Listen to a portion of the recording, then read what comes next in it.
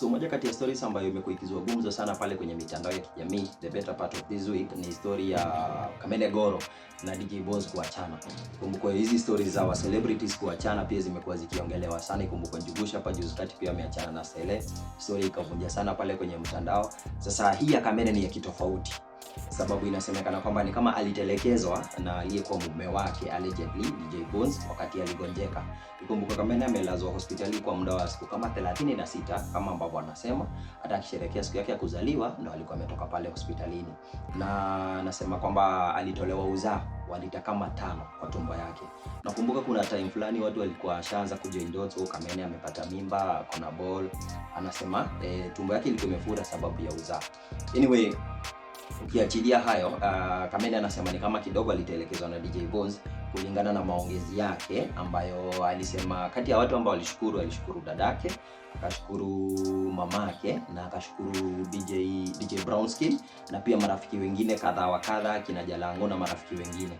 So in fact akiongea alikuwa anasema yeye anaishi, so ni kama hawaishi pamoja na DJ Bones. Kwa anasema yeye alipigia sister yake simu hiyo siku yenye aliezwa, akampeleka hospitalini.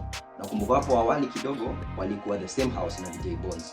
So DJ Bones baada ya kuulizwa hapa juzi kati pia yeye amepigiwa simu na kituo fulani, akaulizwa yeye ni aje, kunaendaje, kuna story ambayo inasemekana ni kama umeachana, lakini yeye akasema mimi kulingana na venye najua sisi bado tuko pamoja. Labda yeye aseme otherwise. Lakini watu wakishaanza kujoin dots ni kana kwamba wawili hawa washaachana. Sababu kuna day fulani, kuna siku fulani Kamene ameweka kwenye Insta story kwamba siku moja atakuja kupeana kisa cha mapenzi.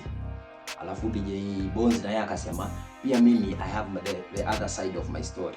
So ni story ambayo imekuwa ikizungumziwa sana. Ikumbukwe wawili hawa wamekuwa, mapenzi yao imekuwa chini ya maji sana, sio watu wa kuonyesha vitu zao sana pale online, wamekuwa tu chini ya maji. But I think after sasa Kamene amegonjeka ndo kama DJ Bones aka step aside. Ni alleged tu, hizo ni allegations tu ambazo watu washaanza kujiuliza pale kwenye mitandao, sababu unajua sio kila mtu ambaye uko na yeye muda wa shida ama muda wa dhiki atakuwa na wewe. So ni story ambayo watu bado wanazidi kungojea ukweli wa mambo, sababu either way ukweli bado utabainika, na nitazidi kuku update vile stories zitakuwa zinaenda. Wananiita D Classic na hii ni D Media.